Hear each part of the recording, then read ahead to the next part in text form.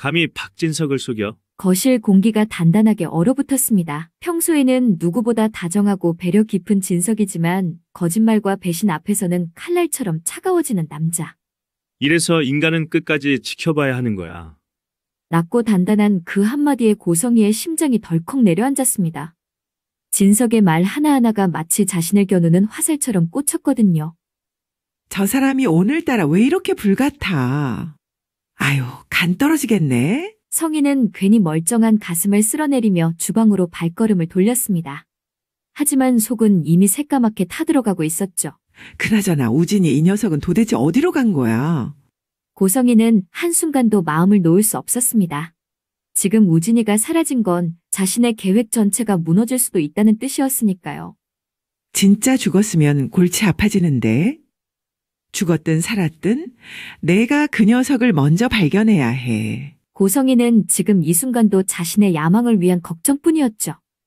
그 순간 핸드폰이 요란하게 울렸습니다. 지은호? 순간 성희의 눈빛이 번쩍였습니다. 어머, 설마 우진이를 찾았나? 성희는 아무도 눈치채지 못하게 살금살금 방 안으로 들어가 전화를 받았습니다. 하지만 그때까지 성희는 몰랐습니다.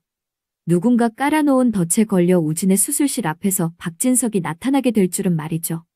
오늘은 고성희에게 작업실을 들켜버린 영나의 반전 역습 그리고 우진의 수술실 앞에 나타난 박진석 회장이 마주한 진실. 두 사건의 진짜 속사정을 풀어보려 합니다. 그 전에 구독과 좋아요 꼭 눌러주세요. 여러분의 한 번의 응원이 제게 정말 큰 힘이 됩니다. 오늘도 복되고 웃음 가득한 하루 보내시길 바라며 그럼 지금 시작합니다. 아버지, 저는 그럼 이만 2층으로 올라가 보겠습니다. 성재는 슈홀즈 거래처의 미세한 회계 눈속임을 찾아냈죠. 그 덕분에 회사의 큰 손실을 막아냈어요. 그 성과를 확인한 박진석은 잔잔한 미소로 아들을 바라보았습니다. 그래, 성재야. 오늘 큰일 했다. 얼른 올라가서 쉬어라. 이제 내가 회사의 기둥이다. 그 말엔 아버지로서의 자부심과 경영자의 확신이 동시에 담겨 있었죠. 하지만 그 모습을 지켜보던 사람 하나? 고성희는 속으로 살얼음처럼 금이 가는 소리를 들었습니다. 안 돼. 이러다가 회사 후계자 자리가 성재에게 넘어가면 내 계획은 물거품이 되는 거야. 표정은 부드럽게 풀었지만 속내는 맹독처럼 일렁였죠. 여보, 오늘 고생 많았어요. 얼른 씻고 나오세요. 고성희는 애써 상냥한 말투를 꺼냈습니다. 그 순간 2층 난간에서 조용히 내려오던 영나의 눈에 그 모든 장면이 들어왔습니다. 영나는 엄마의 얼굴을 보며 속으로 중얼거렸죠. 엄마, 아빠 한마디에 저렇게 긴장한 거 맞지? 도둑이 제발 저린다더니 진짜 뭔가 있네. 이때 2층으로 올라오던 성재가 영나를 발견했습니다. 영나야, 거기서 뭐해? 오빠 왔어? 오빠 요즘 우진 오빠랑 연락해? 성재는 당황한 듯 미세하게 눈썹을 찌푸렸죠. 우진이? 갑자기 우진이는 왜? 무슨 일 있어? 아니야. 그냥 요즘 통 연락을 못해서 물어본 거야. 오빠 얼른 들어가. 영나는 속으로 단단히 판단했습니다. 성재 오빠도 우진 오빠 상황을 모르는 눈치네. 그 순간 영나의 표정이 미묘하게 바뀌었습니다. 마치 뭔가 하나가 맞춰진 사람처럼 말이죠. 언제까지 엄마의 꼭두각시로 살 순 없어. 웹툰 작가로 성공하고 싶었던 영나.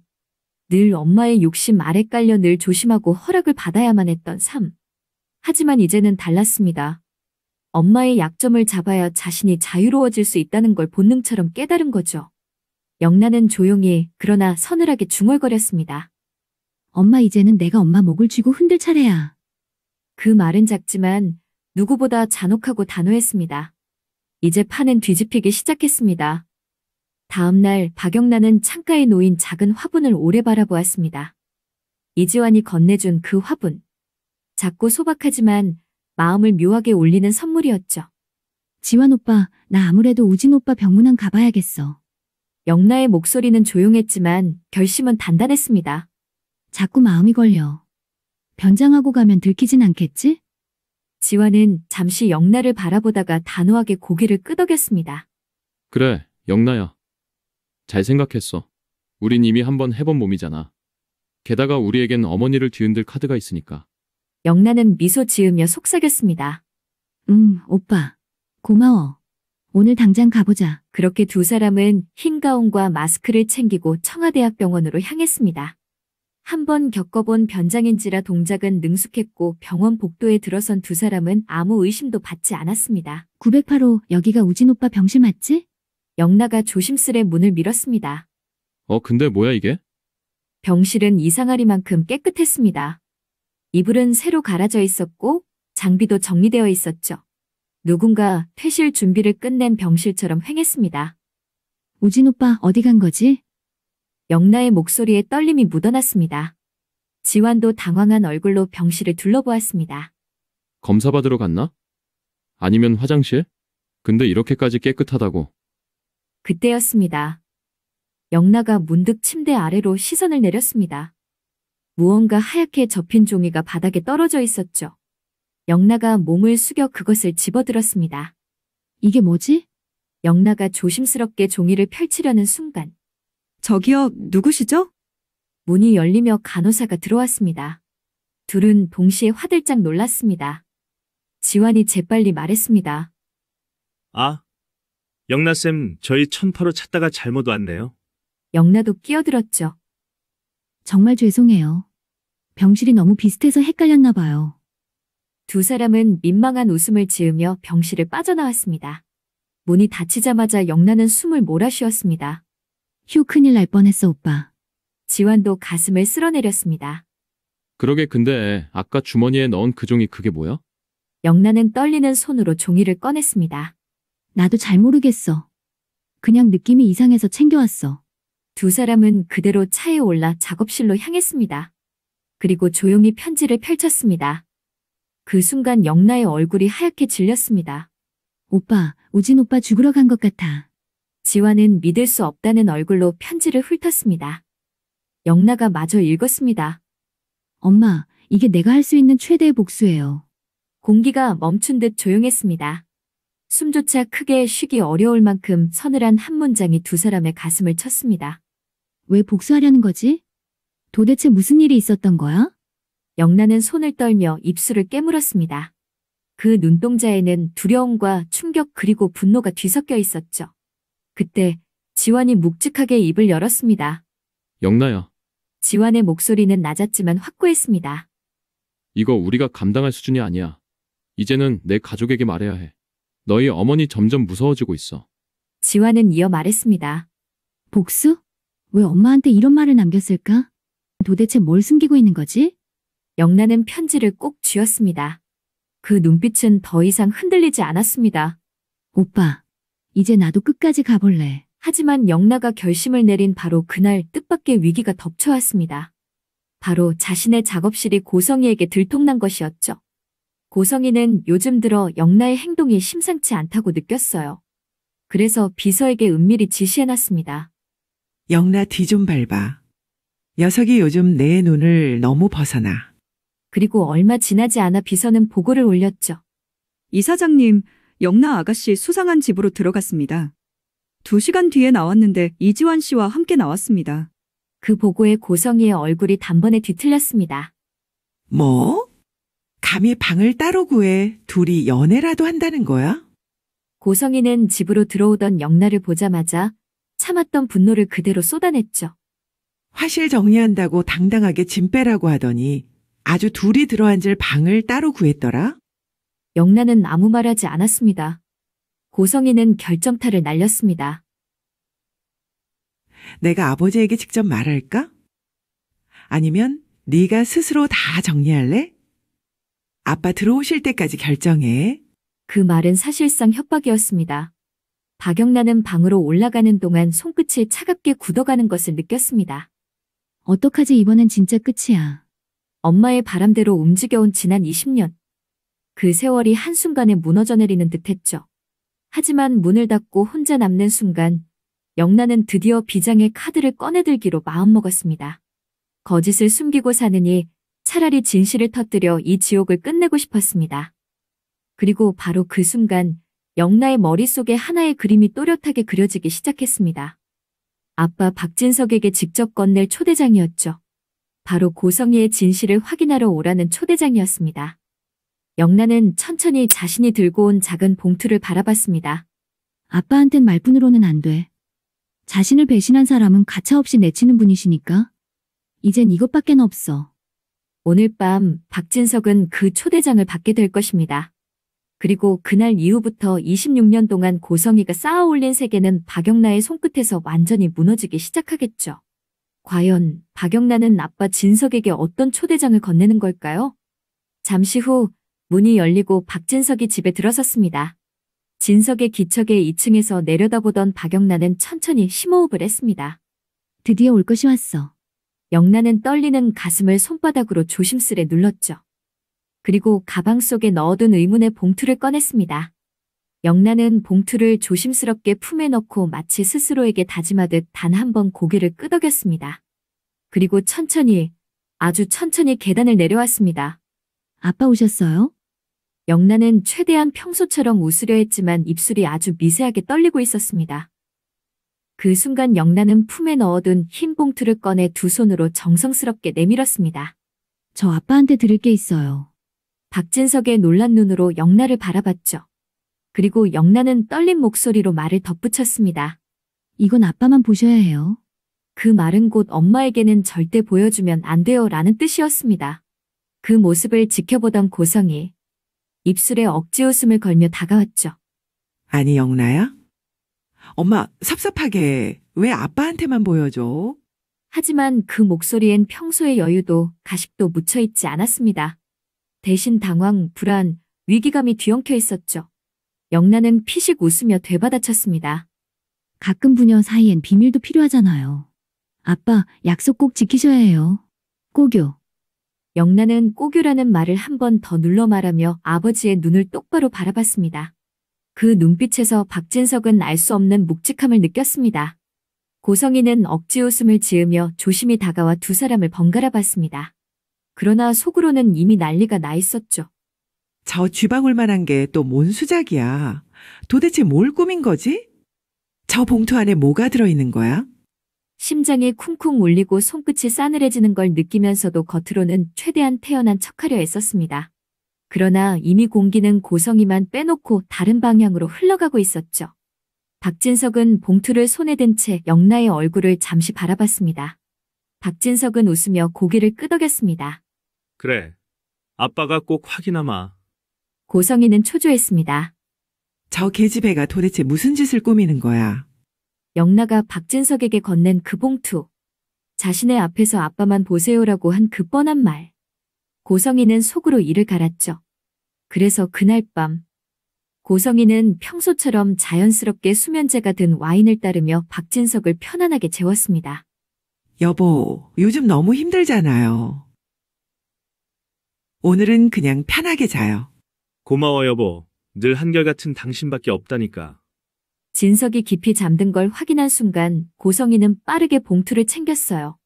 다음날 가온재단에 출근한 고성이. 봉투를 뜯는 손끝은 잔뜩 날이 서 있었습니다. 봉투를 열어본 고성이의 얼굴은 순간 얼어붙었다가 이내 비웃음으로 변했습니다. 그 안에는 영나가 직접 그린 그림 사진. 그저 그림 작품 사진뿐이었죠. 박영나, 싱겁게 이게 뭐야? 괜히 긴장했네.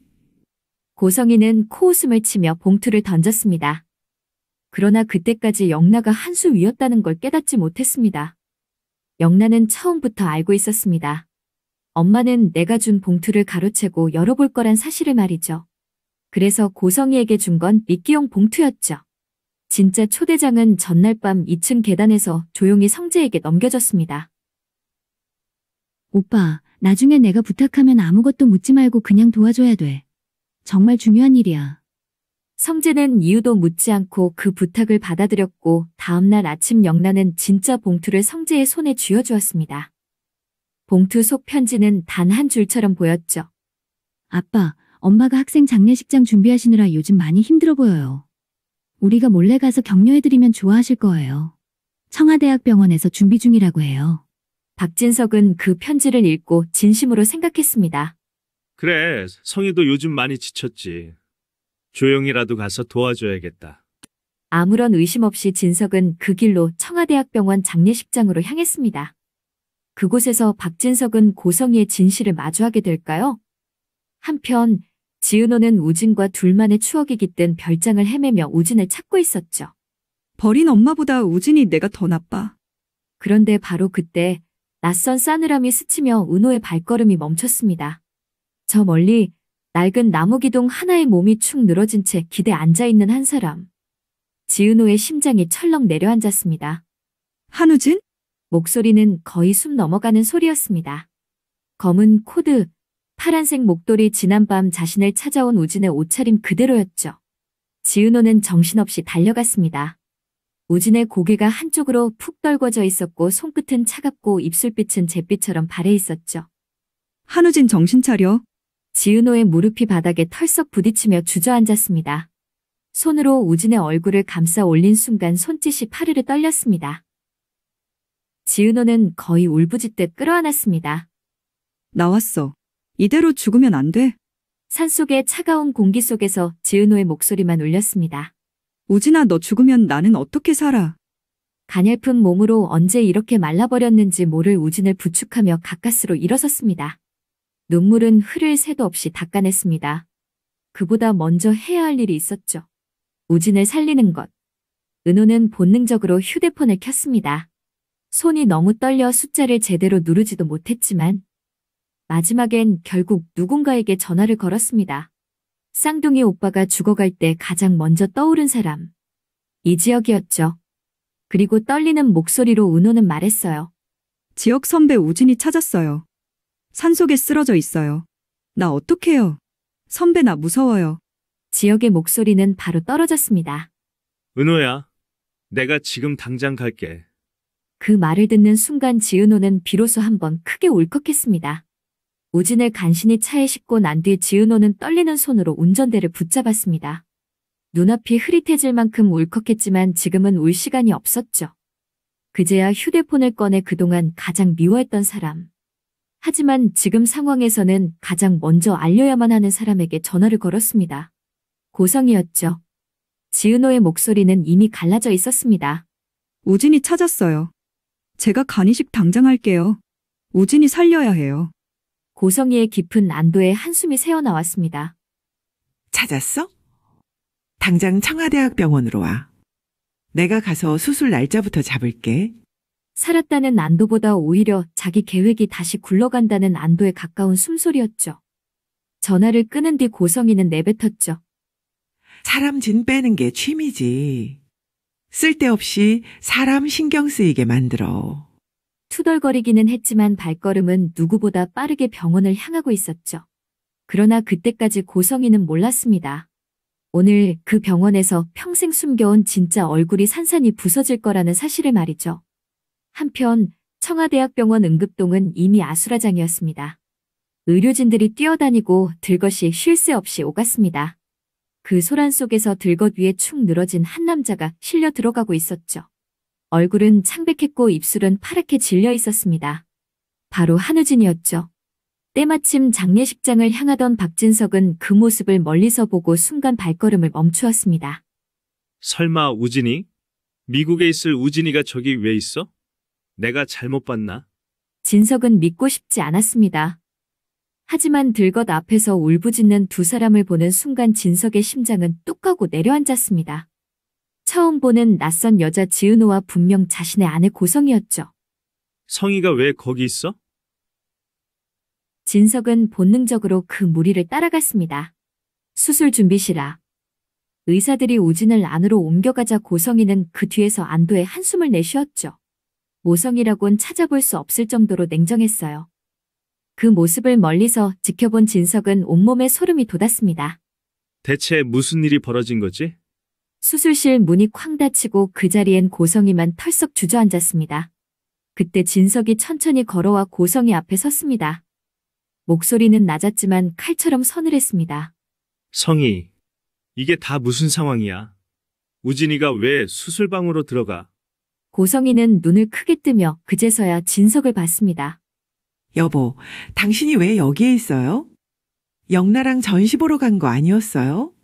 대답해. 지금 당장. 고성이의 목이 마른 듯 떨렸습니다. 우진이가 몸이 안 좋아서 간단한 받는 수술이에요, 여보. 다 끝나면 말하려고 했어요. 그때였습니다. 수술실로 향하는 발소리가 들려왔습니다.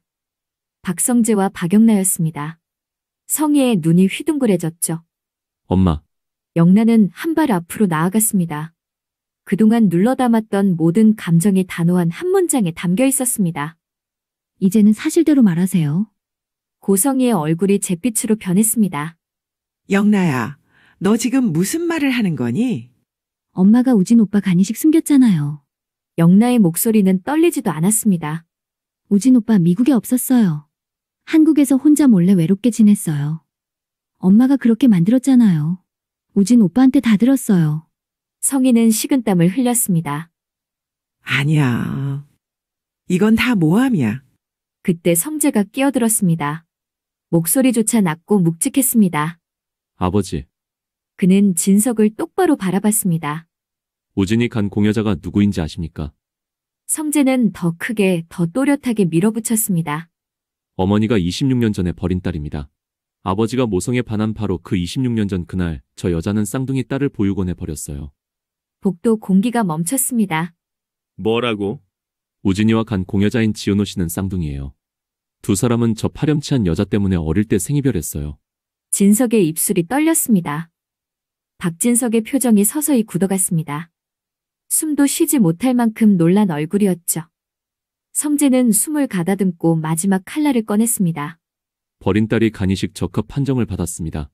그것도 아버지랑 건강검진 하기로 하기 훨씬 전부터 계획해둔 거였어요. 어머니는 그걸 알고 접근했습니다. 딸을 찾은 이유가 오직 간 때문이었습니다. 고성희는 주저앉으며 울먹였습니다. 여보, 아니야. 전부 오해예요. 하지만 이미 진석의 표정은 한순간에 무너져 내렸습니다. 그가 떨리는 손으로 벽을 짚으며 말했습니다. 고성이 이 모든 게 다 사실이야. 고성희는 고개를 세차게 흔들었습니다. 진짜냐고. 그 한마디는 26년 결혼 생활의 모든 신뢰를 지시기는 절규였습니다. 진석의 얼굴이 천천히 일그러졌습니다. 슬픔, 분노, 배신 모든 감정이 한꺼번에 터졌습니다. 내가 이 집에 들어온 이유가 그거였냐. 고성희가 팔을 잡으려 하자 진석은 칼처럼 손을 털어냈습니다. 만지지 마. 고성희는 울면서 두 손을 모았습니다. 여보, 아니야. 당신 믿어줘야잖아요. 내가 지금까지 당신한테 바친 정성이 얼마인데요? 난 늘 한결같았다고요. 진석의 목소리가 낮게 갈라졌습니다. 26년을 속였어. 한 번 속인 사람은 두 번도, 세 번도 속일 수 있는 사람이야. 순간 박진석의 눈앞에서 세상이 하얘졌습니다. 박성재의 손에는 어느새 가온재단 비자금 서류 뭉치가 들려 있었습니다. 그가 아버지에게 조용히 건넸죠. 아버지, 확인해보세요. 비자금으로 그동안 쌍둥이 딸에게 접근해 간이식을 요구하며 협박까지 한 정황이에요. 아주 파렴치한 사람이라고요. 이게 저 사람의 실체입니다. 진석은 떨리는 손으로 그 서류를 넘겼습니다. 그 순간 그의 이마에서 핏줄이 솟구쳤습니다. 고성이? 진석은 천천히 고개를 들었습니다. 당신은 감히 자식을 팔았고 딸의 목숨까지 제물로 삼았어. 어떻게 엄마라는 사람이 그럴 수가 있어. 여보, 제 말 좀 들어봐요. 닥쳐. 고성희는 얼굴을 감싸며 울었습니다. 그러나 진석은 더 이상 남편이 아니었습니다. 당신 같은 인간은 내 집에 둘 수 없어. 한 걸음 다가서며 마지막 말을 던졌습니다. 내가 쌓아 올린 그 거짓된 삶, 오늘 여기서 끝이야.